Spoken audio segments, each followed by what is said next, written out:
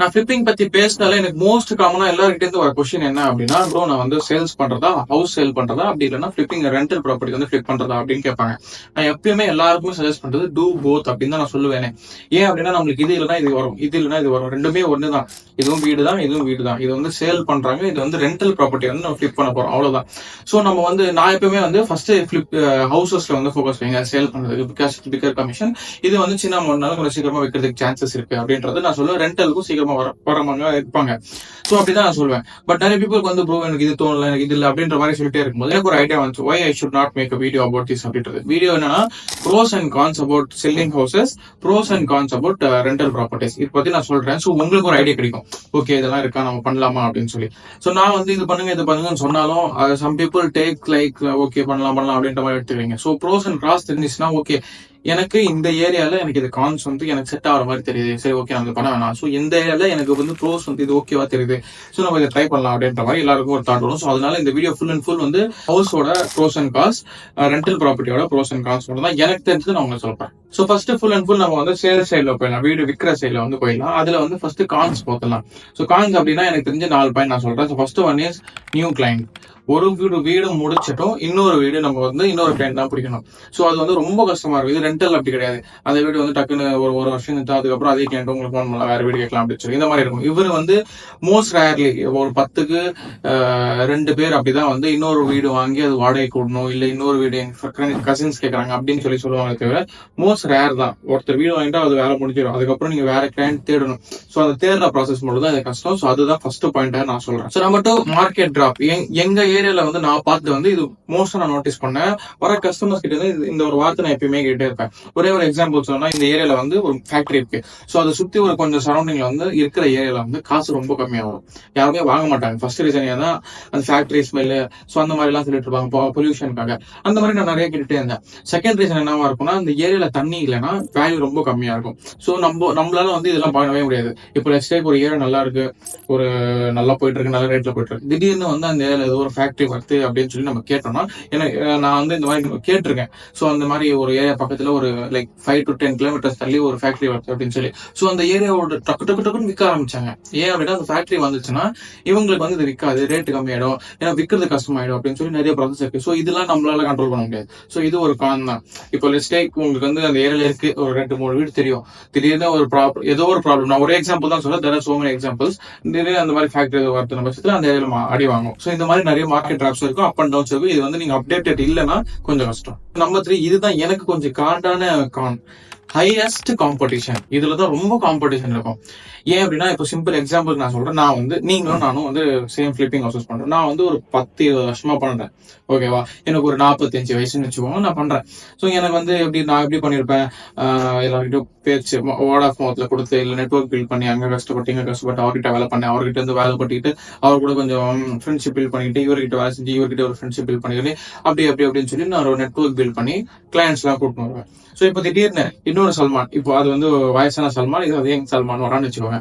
So அவன் வந்து திடீர்னு எல்லாமே போன்லயே பண்றான், டக்கு டக்குன்னு கிளைண்ட் கூட்டிட்டு வரான், ஒரு மாசத்துக்கு 20-25 பேரை கூட்டிட்டு வந்து வீடு காட்டுறான். சோ அப்படின்னும் போது அந்த யங்கர் சல்மானுக்கும், ஐ மீன் அந்த ஓல்டர் சல்மானுக்கும் இவருக்கும் கொஞ்சம் காண்டாகும்ல. சோ பார்க்கும்போது எப்படி யோசிப்பான், நான் 20 வருஷம் கஷ்டப்பட்டு கூட்டிட்டு வரேன், இவன் திடீர்னு இப்போ வந்துட்டு ஒரு 2 வருஷத்துல டக்கு டக்கு கூட்டிட்டு வரான் அப்படின்றது. ஏன் அப்படின்னா, ஃபர்ஸ்ட் ஆஃப் ஆல் அவங்களுக்கு சோஷியல் மீடியா கிடையாது, நம்மளுக்கு சோஷியல் மீடியா இருக்கு. அவங்களுக்கு இப்போ இருக்குன்னா கூட அந்த நாலேஜ் அவங்களுக்கு இல்லை, நம்மளுக்கு இருக்கு. சோ நான் என்ன பண்ணுவேன், நான் ஆட்லாம் ரன் பண்ணி, நான் எனக்கு இந்த மாதிரி ப்ராப்ளம்லாம் இருக்கும், எப்படி நீ இத்தனை பேர் கூட்டிட்டு வரேன்னு சொல்லி என்கிட்ட கேட்டிருக்காங்க, நான் வந்து இந்த மாதிரி ஆட்ஸ் ரன் பண்ணுவேன். சோ எனக்கும் அது பண்ணணும், நான் ஓப்பனா சொல்லிடுவேன். ஏன் அப்படின்னா அவங்களுக்கு வந்து அந்த நாலேஜ் இருக்காது. நான் ஓஎல்ல ஃபேஸ்புக் அப்படின்னு நான் சொல்லிடுவேன். அவங்க வந்து நம்ம போறேன் அப்படின்னு சொல்லி, அதான் நான் வந்து இந்த மாதிரி நான் பண்றேன்னா அவ்வளவுதான், நான் வரும்போது நான் கூட்டிட்டு வருவேன், நான் சேர்த்து வச்சு ஒரே டைம் கூட்டிட்டு வருவேன் அப்படின்ற மாதிரி நான் வந்து சொல்லிட்டு வந்துடுவேன். ஸோ இந்த மாதிரி காம்படிஷன்ஸ் நிறைய இருக்கும். சில பீப்புள்லாம் வந்து நம்ம லோக்கல் ஏரியாலே வந்து சின்ன சின்ன கடை போட்டு உட்காந்துருப்பாங்க, இந்த மாதிரி துணி கடை, எப்படி இல்லைன்னா இந்த மாதிரி பார்பர் ஷாப், இல்லை பொக்கடா கடை, இந்த மாதிரி ஏதோ இருக்கும். ஸோ அவங்கலாம் வந்து மோஸ்ட்லி வந்து அது ஒண்ணு மட்டும் பார்க்க மாட்டாங்க. சைட்ல எப்படியும் இந்த பில்டர்ஸ் கிட்ட வந்து ஃப்ரெண்ட்ஷிப் வச்சுக்கிட்டு, யாராவது வந்து அந்த கஸ்டமர்ஸ் வரும்போது இந்த மாதிரி வீடு பார்க்கணும்னு சொன்னாங்கன்னா, எனக்கு ஒரு பில்டர் தெரியும் அப்படின்னு சொல்லி அங்க கஸ்டமர்ஸ் பிடிச்சி அப்படி கொஞ்சம் கொஞ்சமா வரதான் அவங்க எல்லாருமே பண்றது. நம்ம வந்து ஃபுல் அண்ட் ஃபுல் இந்த சைட்ல போகும்போது அவங்க என்ன ஆகும்னா, இதுதான் இருக்கும் தான், எல்லாருக்கும் இந்த காம்படிஷன் இருக்கும், பிரச்சனை இருக்கும், இந்த மாதிரி எல்லாம் நடக்கும் தான். சோ இதுல வந்து இந்த ரியல் எஸ்டேட் பிசினஸ் ரொம்ப நடக்கும். Because it's higher commission. அவர் ஒரு வீடு வித்தாலும் அவர் 1 லட்சம் 1.5 லட்சம் அப்படின்னும் போது கண்டிப்பா எல்லாருக்குமே காண்டாகும். ஒரு மாசத்துக்கு 15,000 ரூபாய் தான் வருதுன்ற பட்சத்துல அந்த ஒரு வீடு வித்தா வரும்போது யாருக்கு தான் காண்டாகும். ஸோ இந்த மாதிரி காம்படிஷன்ஸ் இருக்கும், பிரச்சனை இருக்கும்.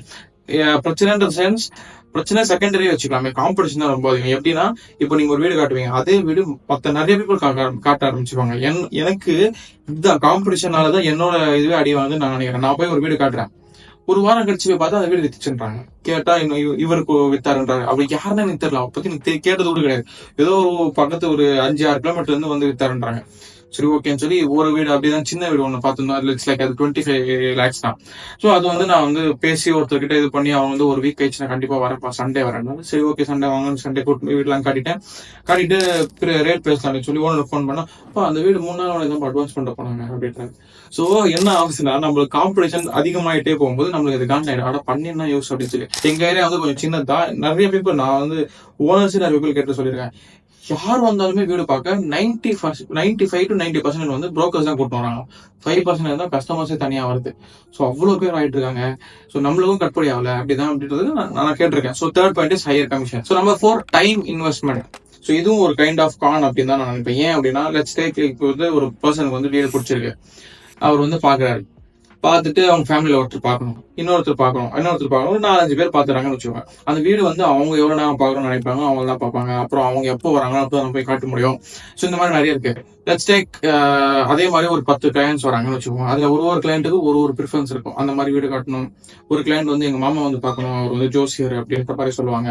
இன்னொருத்தர் வந்து எங்க அம்மா வந்து பார்க்கணும், அவங்களுக்கு இது எல்லாமே எங்க என்னென்ன இருக்கும் அப்படின்லாம் சொல்லுவாங்க. ஸோ அவங்க எப்படி சொல்றது, அவங்க ஒய்ஃப் ஹஸ்பண்ட் வந்து பாக்குறாங்க. ஒரு வாரம் கழிச்சு அந்த ஒரு வாரம் டைம் நம்மளுக்கு வேஸ்ட் ஆகும். அந்த டைம்ல வந்து அவங்க அம்மா வந்து பாக்குற வரைக்கும் அந்த ஒரு வாரம் எவனும் விற்காம இருக்கும். ஸோ அந்த டைம் அவங்க வந்து பார்த்துட்டு இல்ல செட் ஆகுதுன்னு சொன்னா அந்த ஒரு வாரம் டைம் வேஸ்ட், வேற யாருமே நம்ம காட்ட முடியாது. இந்த மாதிரி நிறைய இருக்கு. டைம் கன்சம்ஷன் கொஞ்சம் அதிகம் தான். இது வந்து ரொம்ப பெரிய காரணம் கிடையாது. நீங்க இப்போ ஏன் ஏஜ்ல இருந்தீங்கன்னா இது நம்மளுக்கு அவ்வளவுலாம் ஒண்ணும் கிடையாது. நம்ம என்ன பண்ண போறோம், கேம் விளையாட போறோம், ஊர் சுத்த போறோம், அவ்வளவுதான். ஸோ வேற எதுவுமே அவ்வளவு பெரிய வேலை இருக்காது. இதே ஒரு ஃபேமிலி பர்சனா இருந்தா இதே தொழில்னு இறங்க முடியாது. ஆனா அவன் சுத்தணும், காட்டணும், ஒரு 10 பேரை காட்டி 10 பேர் வேணான்ட்டாங்கன்னா திருப்பி 11 போகணும், அந்த 10 பேர் காட்டுறதுக்கு டைம் வேஸ்ட், அதுக்கு பதிலாக வேற ஏதாவது வேலை செஞ்சு அது சம்பளம் வந்துருக்கும். இந்த மாதிரி நிறைய ப்ராப்ளம் இருக்கு. ஸோ இப்போ 4 பாயிண்ட் இது சொல்லிட்டோம். 4 பாயிண்ட் நம்ம ப்ரோ சைட்ல போகலாம். ஸோ நான் வந்து மோஸ்ட்லி 4 நாள்லயே முடிச்சுட்டு ரொம்ப பெருசா போவேன்னா.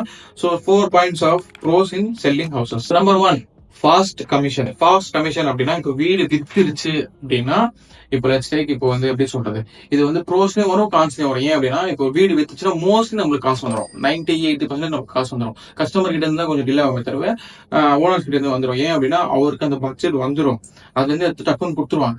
இவங்க என்ன பண்ணுவாங்கன்னா அவங்க பட்ஜெட் போயிட்டு கொஞ்சம் டிலே பண்ணுவாங்க கஸ்டமர்ஸ்லாம்.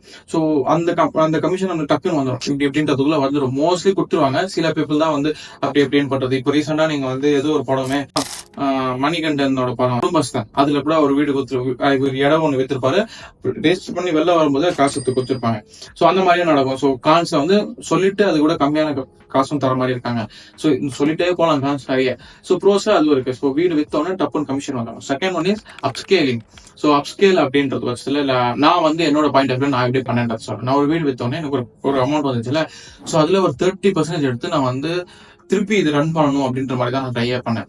ஸோ ஆட்ஸ் ரன் பண்றது, அப்புறம் ஃப்ரெண்ட்ஸ் எல்லாருக்குமே சொல்றது, எல்லாருக்கும் வந்து 500 ரூபாய் கொடுத்து பண்ணடா அப்படின்ற ஒரு 500 ரூபாய் எல்லாருக்குமே தெரியல, ஒரு 5-6 பேருக்கு இந்த மாதிரி 500 ரூபாய் கொடுத்து நீ ஒரு நாளுமே மிஸ் பண்ணாம இந்த மாதிரி அவங்க அப்பா அம்மா எல்லாருக்கும் சேர்த்து ஆட்லாம் கூட நான் அவங்க போட்டோஸ் தரேன் அப்படின்னு சொல்லி அவங்க கிட்ட பேசி, ஸோ இந்த மாதிரி நான் எவ்வளவு புஷ் பண்ண முடியுமோ நான் அவ்வளவு புஷ் பண்ணேன். ஸோ அங்கிருந்து வந்து நிறைய லீடு தான். நான் வந்து இப்போ நான் விட்ட வீட்டுல வந்து நான் போட்ட ஆட்ல இருந்து எனக்கு வரல, அவங்க எல்லாம் போட்ட ஆட்ல இருந்து பர்சன் தான் வீடு வாங்கினான். சோ அது வந்து எப்படி ஆச்சு, இங்க வந்து நான் ஸ்கேல் பண்ணி ட்ரை பண்ணதால அப்படியாது. சோ நம்பர் 3 நெட்வொர்க் வந்து எல்லாம் மில்லியனர் எல்லாமே சொல்லி நம்ம கேட்டுருவோம், நெட்வொர்க் தான் பெஸ்ட் அப்படி அப்படின்னு சொல்லி. சோ இதுல வந்து உங்களுக்கு வந்து போக போக வந்து இது வந்து ரியல் எஸ்டேட் பெரிய இடம் அப்படின்றதுனால உங்களுக்கு பெரிய பீப்புளோட நெட்வொர்க் கிடைக்கும்.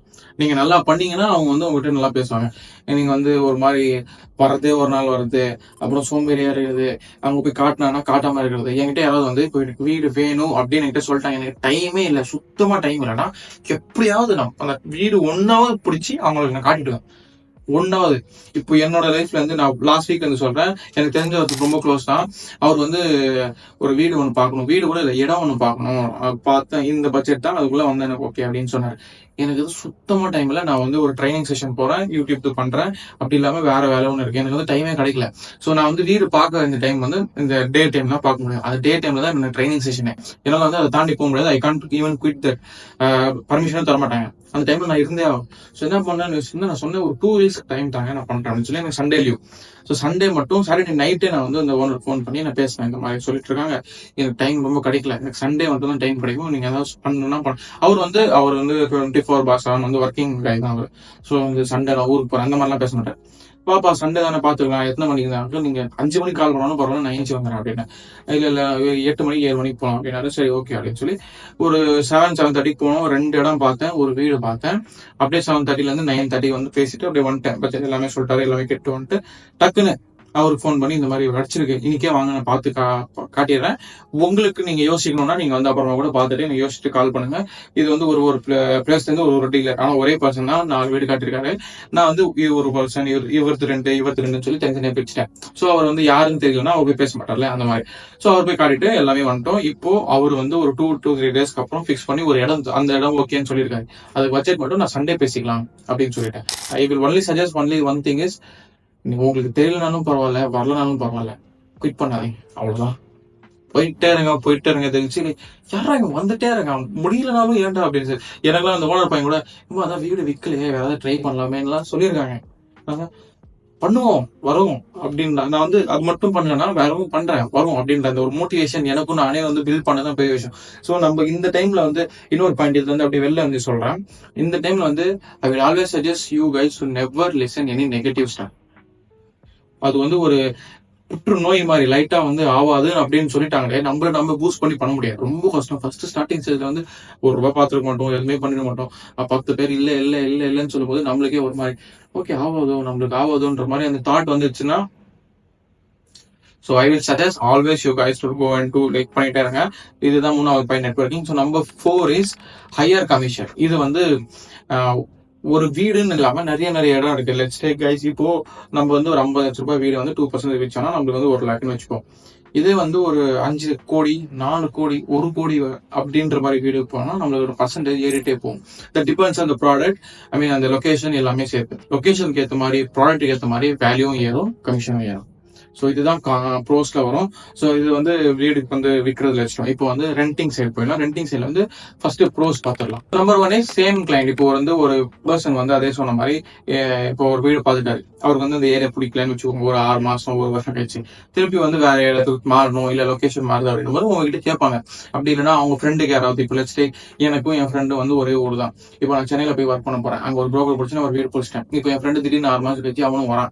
இப்போ அவனுக்கு வந்து வீடு வேணும், என் ரூம்ல தங்க முடியாது. இப்போ நான் வந்து அவர் ஃபோன் பண்ணி, ப்ரோ சல்மான் ப்ரோ, இந்த மாதிரி ஒரு ஃப்ரெண்டு வரான், அவனுக்கு ஒரு வீடு வேணும்னா இந்த மாதிரி இந்த ரேட்ல இருக்கான்னு சொல்லி பாருங்க அப்படின்னு சொல்லி நான் சொல்ல முடியும். அந்த மாதிரி சஜஷன் பண்ண முடியும். பிகாஸ் சின்ன ரேட்னால அப்பப்போ வருவாங்க, லொகேஷன் மாறினா. எனக்குலாம் வந்து ரெண்டிங்ல வந்து மோஸ்ட்லி 30s கீழே தான் இந்த மாதிரி வேலை செய்யறவங்க அவங்களாம். ஏன்னா அவங்களுக்கு வந்து ஒரு 30,000 அட்வான்ஸ் பண்றதுக்கு இருக்கும், மாசத்துக்கு 4,000 5,000 பே பண்றதுக்கு இருக்கும், அவ்வளவுதான் இருக்கும். ஸோ இந்த மாதிரி வந்து டக்கு ரொட்டேஷன் மாதிரி இருக்கும். ஸோ ஒரே கிளைண்ட் வந்து வேற அவங்களுக்கு மாற்றி தரது, இல்லை ரிலேஷன் மாற்றி தரது, இந்த மாதிரி நிறைய ப்ரோஸ் இருக்கும். இதுதான் நடக்கும், இப்படி நடக்குது அப்படின்ற மாதிரி நான் சொல்ல, இதுவும் ஒரு பாசிபிலிட்டி, இதுவும் நடக்கும் அப்படின்றது நான் சொல்றேன். ஸோ இது ஒரு பாயிண்ட் நான் வந்து ப்ரோஸ்ல வைக்கிறேன். ஸோ நம்பர் 2 வந்து இது வந்து நம்மளுக்கு வந்து ஈஸியா இருக்கும் கொஞ்சம் விற்கிறதுக்குன்றது நான் சொன்னேன். ஃபர்ஸ்ட் பாயிண்ட் வந்து கிளைண்ட். செகண்ட் பாயிண்ட் வந்து இன்வெஸ்டர்ஸ் வந்து ரெண்டல் ப்ராப்பர்ட்டி வந்து கொஞ்சம் ஃபோக்கஸ் பண்ணி பார்ப்பாங்க. ஏன் அப்படின்றத சொல்றேன். இப்போ நீங்க வந்து லேண்டா வாங்கி போட்டீங்கன்னா அது ஒரு கட்டத்துக்கு அப்புறம் தான் அது வித்தாதான் காசு. இது ஒரு கோல்டா வாங்கி போட்டா அது வித்தாதான் காசு, சில்வர் வாங்கி போட்டா வித்தாதான் காசு.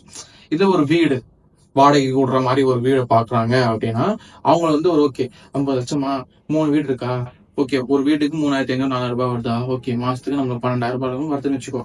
செலவு போய் ஒரு 8,000 நிக்குதுன்னா நம்ம மாசம் 8,000 வருது. இது வந்து லேண்ட் வேல்யூ ஏறிட்டே இருக்கும், இந்த மாசம் வருது வந்துட்டே இருக்கும். ஸோ அப்படிதான் இன்வெஸ்டர்ஸ் யோசிப்பாங்க. ஸோ இன்வெஸ்டர்ஸ் கிட்ட அமௌண்ட் இருக்கும்.